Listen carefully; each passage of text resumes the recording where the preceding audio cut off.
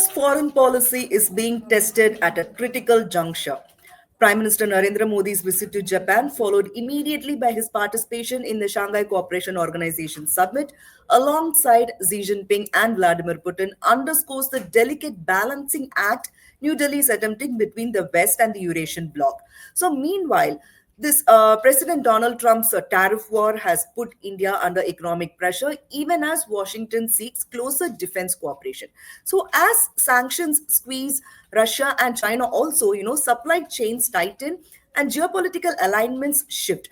The central question is whether India can safeguard its economic interests while preserving its strategic partnerships. Can New Delhi continue walking this tightrope, or will it be forced into a sharper alignment? To talk more on this, I have senior journalist Sridhar Krishnaswamy with me. Thank you for joining me, sir. My first question is, so Prime Minister Modi chose to visit Japan before heading to the SCO Summit. And in the backdrop of Trump's tariff war, how does Japan fit into India's current foreign policy calculus? Thank you for having me on your show, Nisha. That's a very good question to start off with. You have to understand this is a kind of a regular annual summit that India and Japan have been having for more than a decade. Now here, this summit that Mr. Modi is having with the Prime Minister of Japan, Mr. Shigeru Ishiba, takes place against the backdrop of the tariff war that has been going on between Washington and very many capitals of the world. And Japan is also one of the countries that have been hit hard by the United States. What hits Japan even harder is the fact that they are traditionally strong allies of the United States. So in this case, when it came to tariffs, there was no distinction made. So here you have Japan that is also being hammered, and then you have India that is being double hammered in the sense that we have the 25% tariff on goods plus another sanctions, as what they call, of another 25% because we buy Russian oil. So put together, we have 50%. And in some instances, this will go up more than 60% if you factor in the existing tariffs already on certain products. So here, you have India and Japan. This is a very unique opportunity for them to go beyond the usual debates on enhancing technology, cooperation, people to people, and all that stuff, to talk little specific. And here you have a wide-ranging areas in which India and Japan can look at in the context of tariffs.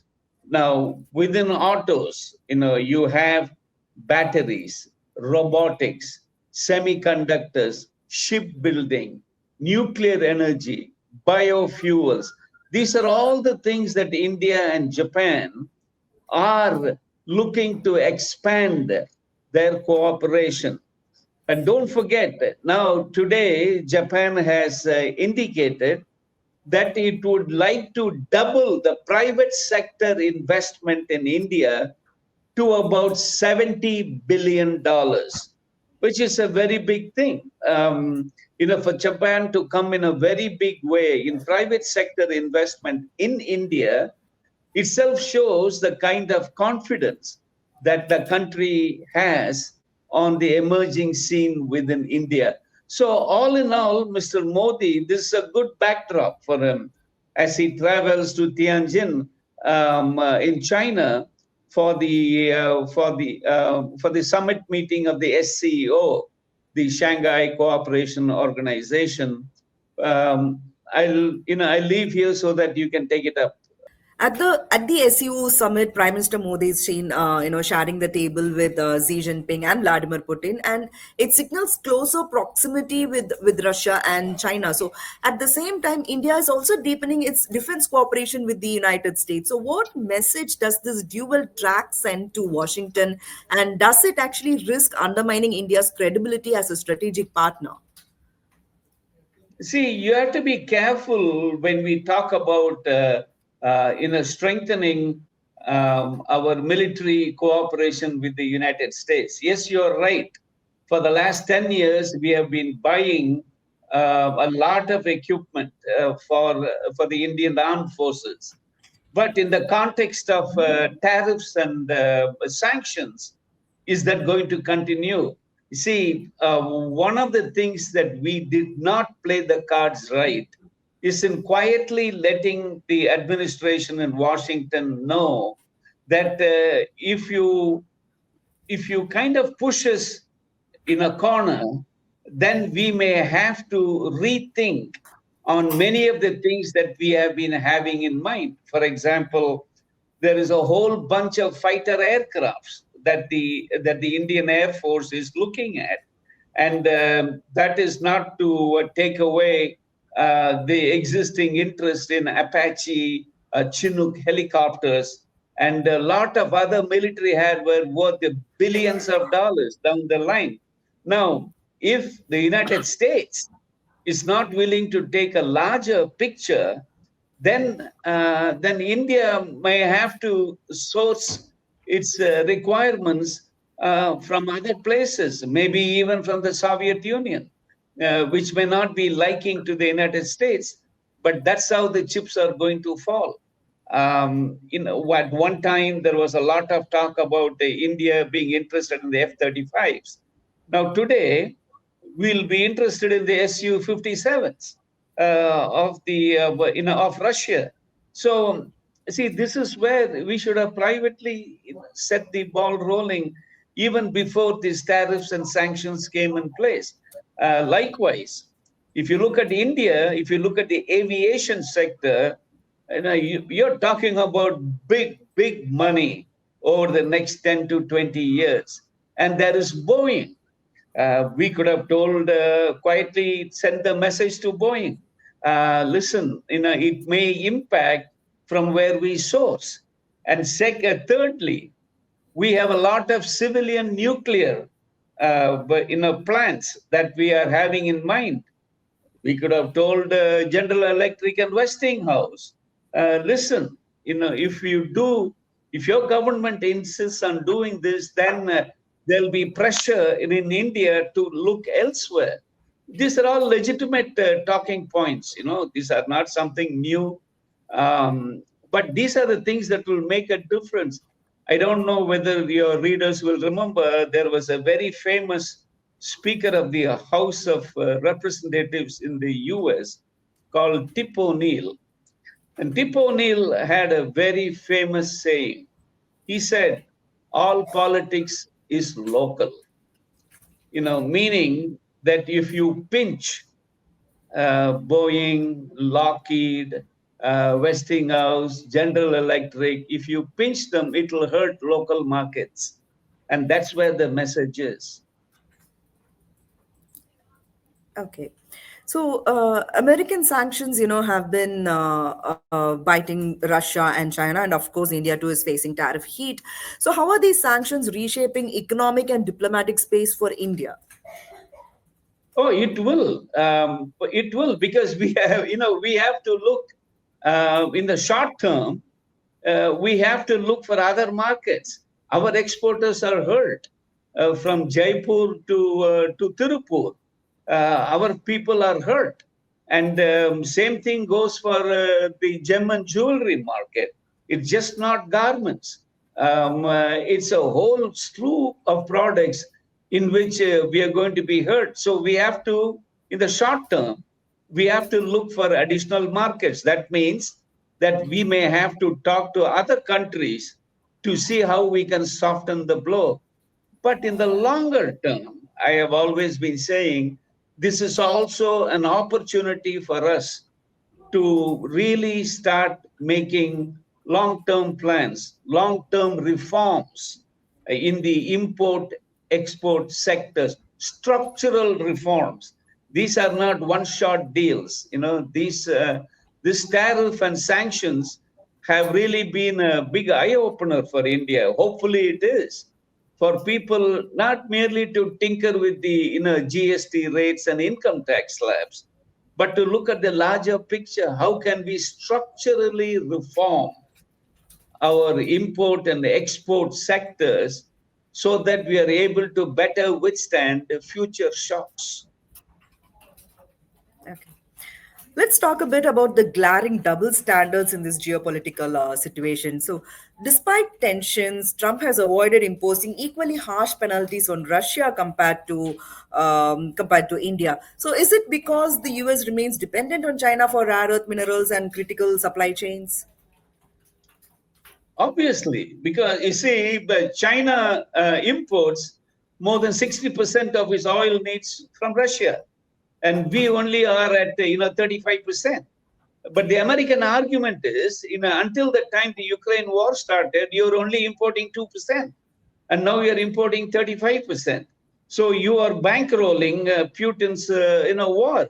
That doesn't cut much ice, because it was the Americans.